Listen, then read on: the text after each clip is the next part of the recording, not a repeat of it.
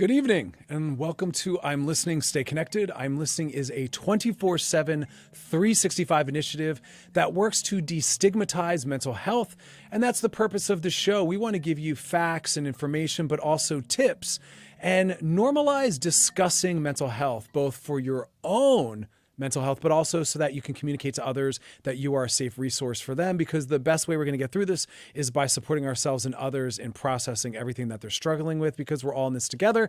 If you want to join the conversation, you can do so by sending your questions to our Loveline DMs or by tweeting at hashtag I'm Listening. We got a great show planned for you. Later in the show, we'll have Dr. Tammy Nelson, psychotherapist and author, and we'll be talking about relationships in the time of the pandemic, as well as Angie Rose, musician, talking about her music and also just managing mental health. So I wanted to start the show by talking about isolation, but a more toxic version, and that's why we call it toxic isolation. Now, time alone is important for us. That's when we're most self-reflective. That's when we can really tap into what's going on with us. And it also just gives us a break from the news, emotionality, relationships. So isolation's healthy. It's an important part of mental health. But there is a level at which it can become toxic and start to work against us. Now, I'm still working with patients during this time, and I'm starting to see some things creeping up. People are self-isolating, and we've talked a lot about how social distancing just means physical distancing, but how socialization is going to be one of the things that's going to prevent us from having what we're calling a collective trauma. We want to find all the important ways we can to buffer ourselves from encountering really problematic, deep-rooted, ongoing mental health issues. Toxic isolation is isolation that actually starts to erode and eat away at your mental health. I'm wanting people to be preventative. It's a little too late once we start really deeply encountering some of these mental health struggles and disorders, but there's things we can do on the front end to make sure that we don't find ourselves there. Now, the first thing that I want everyone to focus on is making sure that every single day they're connecting with some other human being in some form. Technology is providing many outlets and entry points for us to do that, but yes, every single day. I don't want a day to go by where you haven't reached out and in some form connected with at least one other human being. If you want it to be 3, if you want it to be 5, that's fine. It can be over a visual method, an audio method. I don't care how it is, but every single day, make that a prioritization. Second is I'm telling people, utilize the apps whenever and wherever possible. There are apps that are built for socialization, also some for dating and flirting. Now, right now, we are not able to actually go out and meet on dates, but that doesn't mean that you can't use them as a way to start to build some forms of relationality. I'm having my patients telling me these beautiful stories of people bonding and turning what are usually used for romantic connections into ways to build friendships, to socialize, and also to create these really important casual connections, because a lot of us are self-isolating and falling into some loneliness. And so having others to reach out and spend time with has become a really meaningful, valuable way to spend some of their time. So please don't disregard some of the dating apps as only for people that are open to, at some point, meeting up in real time out in the world, because people are forming all sorts of important, really valuable connections on them. Also, going outside. Now, it's not just about getting vitamin D and fresh air and sunlight. It's also a meaningful way from a safe 6-foot+ distance to also just see other people out in the world. And there's a lot of psychological and biological health in just seeing other people across the street, across the yard, reminding you that the world still exists, it's still going on, and will decrease some of the anxiety. So going outside has a lot of, multi-leveled values to it. And finally, just fun.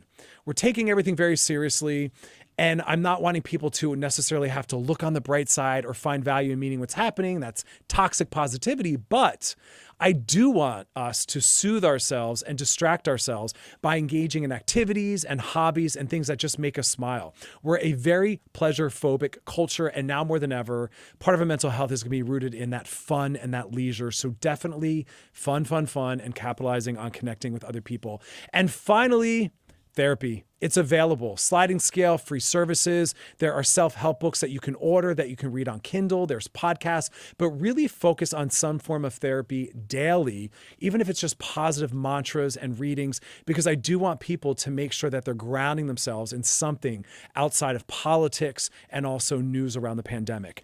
Let's now switch gears and go to Angie Rose, musician. Thanks for joining us. How are you? I'm doing well. How are you? Let me just turn up my headphones a little bit. I'm having trouble hearing you right there. Oh man, can you hear me now? Sorry, we're gonna fix that. Just hang tight with us. All right. No, I don't. Can you hear me now? 2, 2, 2. Give us 1 second. No worries. But in the meantime, Angie Rose is going to join us in a second. Hold tight.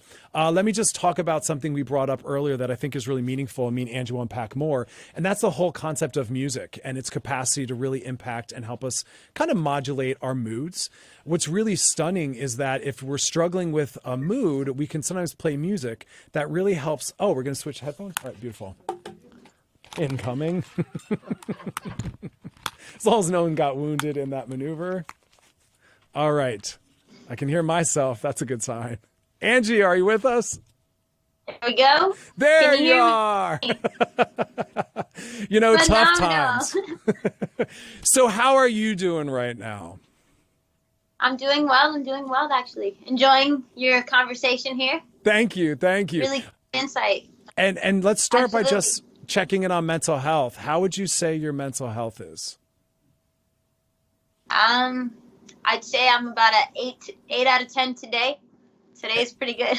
That's good. And what have you been relying upon to help you really stay in the 8s, 9s, and 10s? Yeah, I mean, I think you hit a lot of the high points. Staying in communication with people via technology. I do live by myself, and so just be sure to even contact my parents who are older every day. At some point in the day, it's like, let's get a FaceTime in and let's make sure that you guys are doing well. I have 10 sisters, so I don't have a shortage of people to call. So, communication, reading, and music, of course, music. Yeah, it's interesting. I've been realizing how powerful music can be for keeping us company, pulling us out of a mood, or even dropping us deeper into something we want to feel at a deeper level. Do you use music for yourself in that way? Oh man, absolutely. I have tons of playlists that are just kind of titled what by their use almost. I have playlists that are for reading or for studying. I have playlists that are just to chill. As an artist, it's like some playlists are just songwriters where it's just like, man, I love the way they put the words together. So yeah, I think for me, music is a huge part of my mental health and my personal therapy, I think. Yeah, I love that. I'm trying to start to recommend that more for my patients as a tool. And let's talk about your new single, Like Gold. What brought that forward? I like hearing about people's process. Yeah, that was actually really fun. So I'm a Puerto Rican girl straight from the Bronx, and I actually hopped on a flight out to Nashville. And I got in the room with a man named Jeff Soika, and we literally just kind of started playing some keys, and it became what it became. It's this very almost funky, rhythmic track, but it's very empowering, I think. It's about value and understanding who you are and what you're worth, and kind of not settling for less, which I think is really important. I love that. Such a big part of self-esteem building. So do you find times like this to be where you retreat from creating and art and just kind of rest, or does this propel you into more creation? Oh yeah, no. I'm super introverted, so any opportunity to close a door and kind of just lock in with myself is welcomed. So yeah, I literally ordered a set of speakers. I ordered a little mic, and I'm in my house, just literally getting back to the basics of creating and enjoying music again. I love that. So if someone's listening and they're self-isolating and there's no one around them and they want some tips as to what can help them, what would you recommend? Well, yeah, we hit on number one for me is music. That can kind of be a byproduct or something you do with other things. I think reading is huge. I think poetry saves lives, literally. Engaging in that are founded in faith, even believing in something that's bigger than you, whether it be purpose or deity. For me, it's God. It's definitely faith. But faith in also what I can do tomorrow, and the fact that whatever I'm going through today isn't going to last forever, that there is a tomorrow, and tomorrow is beautiful.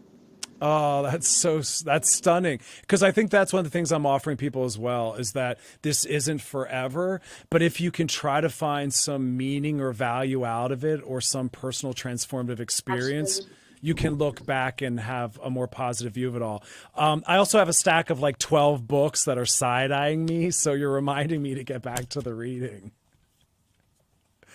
For me, I've been like rereading things too. It's beautiful to just revisit ideas.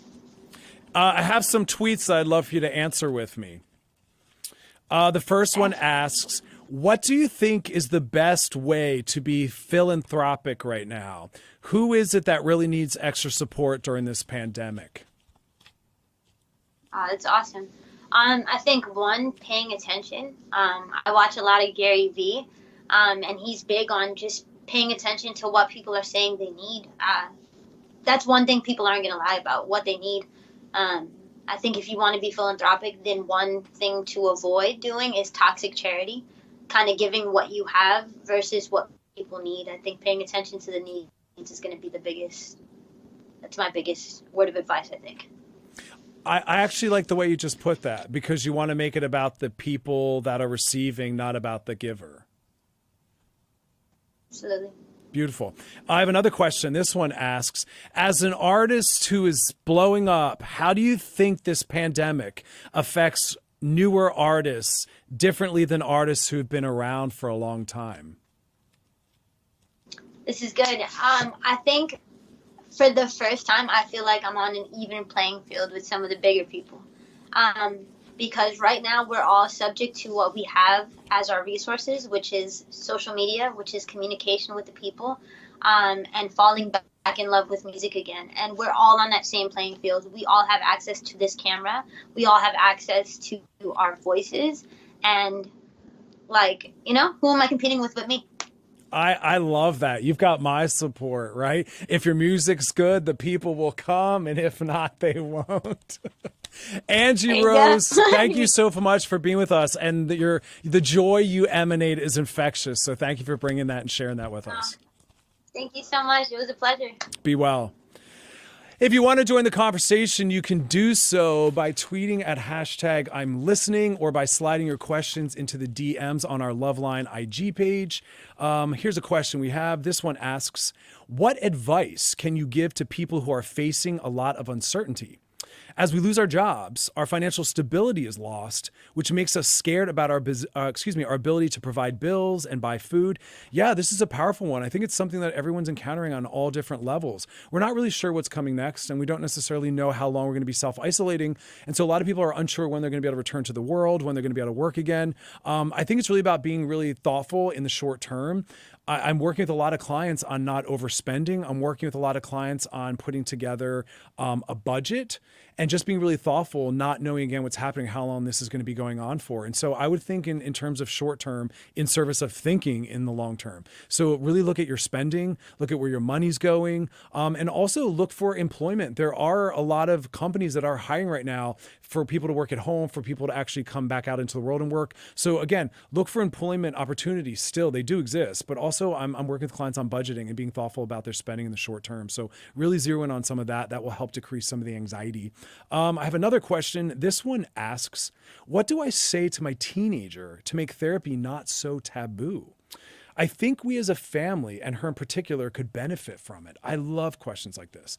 There are some cultures and there are some cities geographically that are very therapy supportive. And then there's others where it's often used for people that are quote unquote struggling. And not everyone's supportive of the idea that at any place in our mental health journey, therapy can be very helpful and again, supportive. And so I would just talk about the benefits of what it can offer and just talk about the fact that it's available for people that are both struggling, but also for people that are thriving and want to continue to thrive, or people that want to do deeper explorative work and really look at their goals, their dreams, but also just the meaning and purpose that they have here while they're on the planet. And so therapy isn't a sign that things are going bad or wrong. And for those where it is, that's okay. Therapy can also be a sign that things are going right, or someone wants to make sure that they continue to go right. Therapy also exists for people that want to do exploration around around possible jobs, relationships, future goals. So again, it doesn't necessarily have to have a negative connotation. So just talk about all the valuable ways that therapy can exist in someone's life. All right, now we're going to be talking to Dr. Tammy Nelson, therapist and author. Dr. Tammy, how are you?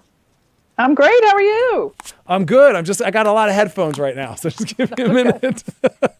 Thanks for being a part of the show. So I like by starting by asking, how is your mental health right now? Oh, I'm so moody. I'm sorry. I can't be as up as your last guest because I sit in front of Zoom all day and teach classes and see clients. And by the end of the day, I got to pull my eyes out of my head. And so I am so grateful and I feel so privileged that I can help people and do work online, but it's a special kind of exhaustion and stress. And so I am learning to balance my life in a whole new way that I never saw coming. Thank you for that honesty, because that's also what I'm trying to bring to people is I think there's this expectation that if you're a parent, an employer, a mental health professional, that we should always have the skills to rise above what's happening. And that's not true and that's not fair. Well, we're going through this too, right? So, we have to help everybody else and be sort of the caretakers for other people. But, then we're stuck at home too with our families and we're watching the news and we're wondering what's going to happen and trying to take care of ourselves and do the best thing for us. And so, it's a weird level of pressure. And also, there's an awareness of the benefit of this, the sort of nesting time and getting the rest and the being receptive to what's coming and all that I realized that I really needed that I didn't know. No, and that's what I'm centering my time in as well, is giving myself time away, setting boundaries, turning the phone off, sleeping, resting, because I tend to skew more hyperproductive when I have anxiety and my body needs to chill. Yeah, who knew that I... It's exactly what it is. Because you're like me, we're always doing 1,000 things at once. So let's talk about couples. A lot of the people that I'm still working with are encountering new triggers and conflicts that might not have been there in the past because they haven't spent this much time together or new anxieties are arising. What are you seeing right now clinically? So what I really see is that couples usually fall into two categories. They're either a nester, and so they're really loving this time. And, one of the partners will be totally digging, cleaning out closets and, they just want to snuggle down and make soup. And that the other partner is a seeker, and that they have really spent a lot of time sort of neurologically seeking outside of themselves to distract or to find, nourishment in their life. And that behavior was satisfied by being out in the world, seeking a parking place, finding a restaurant, figuring out things at work, seeking in the environment and the landscape of life to solve problems. And when you're home all the time, those seekers, I think, are having a harder time. So what advice do you offer for the seekers that need to still kind of find a way to seek? Well, I have a couple pieces of advice. One, don't text your ex. Oh my gosh. Thank you for saying that. I find that seekers, they're looking for distraction. They're looking for some excitement, and they start going on social media because we're on our computers all the time. And there is a risk for cyber affairs and texting your ex and swiping, that's a seeking behavior. So don't do that. Start seeking recipes or, ways to not stress out, or new music or new books. Use your seeking behaviors for good. No, I appreciate what you just said, because there's a stimulative need in that seeking. And I think I found myself doing that as well, where all of a sudden I'm looking at recipes and I was like, I was never that guy. And I'm researching strange things that I just never had interest in, like how to take care of plants. Macrame. Yes. Yeah, I'm going to be knitting soon because I'm in a relationship and I'm trying to direct those seeking needs elsewhere. So let's talk about conflict. I'm talking to couples about shelving some of the really triggering high conflict topics and conversations. How are you helping couples manage that? Well, we all look for things to calm our mind. Like neurologically, we're all in our fight or flight brain right now. We're in survival mode because there's really, truly some scary stuff going on in the world. So, we're coping the best we can, but we are looking for something that is going to, calm that really overactive brain. So, don't judge what your partner is doing, or try not to judge what's happening in your relationship now. So if you're thinking, oh my God, I can't stand this person, I got to break up, wait until we figure out what's going to happen. Wait till you get out of seclusion and isolation and lockdown, and then make decisions about your relationship. So don't judge what's happening now. Also, take some time for yourself, even if it's, locking yourself in the bathroom for 10 minutes, walking around your apartment building or around your house. Even though you're together, particularly if you have kids at home, you have to take some space. If you don't, that will kill any attraction that you have for your partner or any feeling of really like longing, because that happens like in the space in between you. And when you're together all the time, it can make you insane. I like that. So don't take what's happening seriously, right? Like water down, hold it loosely. Everything's a little amplified. Find time away. I think that's powerful. And what would you say to couples who feel like their sexuality is shifting? Should they pressure for more sex? Should they back away? What should their guide be? Well, I think in the beginning, a lot of people's sex drive was decreased because we were under a lot of stress. And now that we realize that this could be like the new normal for a while, I think we have to find a way to create an intimate life in this new reality. And so I would encourage people to have a date, like a sex date, once a week or every couple days, that you really lock the door in your bedroom. You put up a sign that says, mom and dad are busy. Or if it's just the two of you, you like make the effort to light a candle, put on sexy clothes, put on nice music. You separate that erotic time out from the rest of your week, because it's important to have a date night in order to anticipate your sex date, or else it's probably not going to happen spontaneously. And like this time matters, right? I don't want people to just totally let their relationship or their sex life fall apart thinking we'll get back to it when this all resolves itself. Especially because we don't know how long this is going on for. Totally. And it's one of the things that will really calm your mind. It's healthy hedonism. Like you were saying before, it's pleasure is really important right now. Beautiful. So I have some questions that came in that I'd love for you to answer with us. The first one asks, is it okay that my partner and I have been less intimate since the pandemic? There haven't been any strains on the relationship, but I just noticed that we've been less intimate since we've been spending all of our time together. Is that normal or okay? Well, there's been some studies out recently, one with Ashley Madison, that said that the one thing that people resent is that their partner is not initiating sex right now. So as much as you might feel kind of bummed out that there's not sex, your partner might be waiting for you to start. So it might take a little bit more impetus to get things going. But, you can have sort of like this responsive desire once it gets going. You don't have to be the one that's always starting it. Maybe you could take turns. But you might be surprised once you get going that it's still there. It's just under a big layer of tension right now. Beautifully said. Here's another question. This one asks, do you think the current crisis has an impact on relationships that have formed during this crisis? I noticed when things get hard, people tend to latch onto something to get through. Do you think things will change for these new couples once it's over? Boy, I feel sorry for those couples. Those couples that like knew each other for 6 months and now they're living together and they can't get out. It's really putting your stuff to the fire. Like, it's a test. But I think that just like any other relationship, you test your companionship and your eroticism.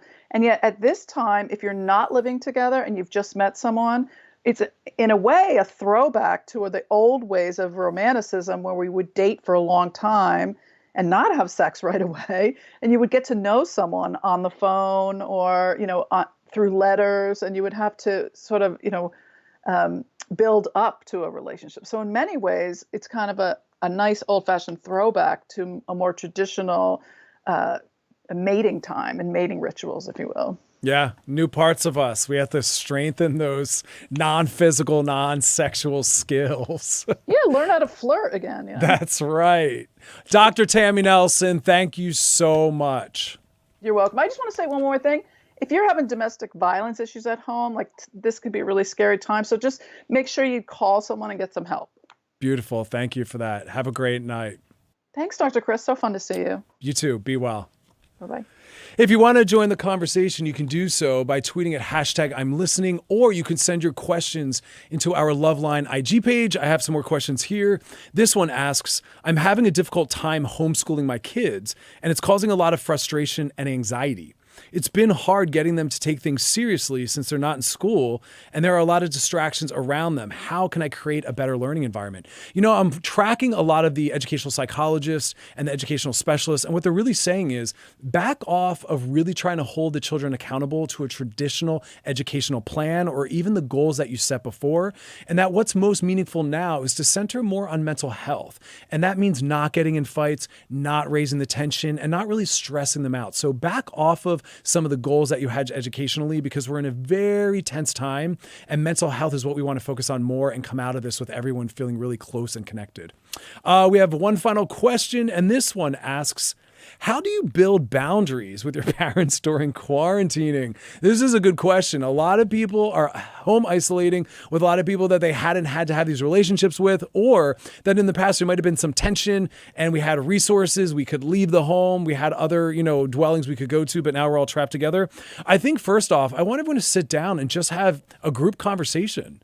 I think it's okay that everyone sits down and talks about some of their concerns and set some boundaries, get everyone on board. I think every family should sit down and talk about that. What do we need to do so that we all feel like we have time away, that we have a safe space? How are we going to resolve some conflict? Not everyone has a large home where they all have their own rooms, so you're going to have to do the best you can do, but get everyone on board. I think we could sit down and talk that out.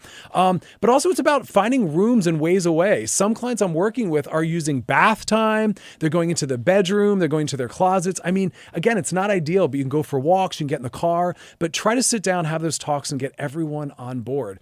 Coming up on our next show, we're going to have Alex Panovic from TNT's Snowpiercer, as well as Sci-Fi's Van Helsing. It's going to be amazing for all the sci-fi fans. And again, if you want to send your questions, you can to hashtag I'm listening. We'll be back tomorrow night at 5 p.m. Pacific. That's 8 p.m. Eastern on all the radio.com handles. As always, thanks for hanging out with me, and y'all have an awesome, awesome night.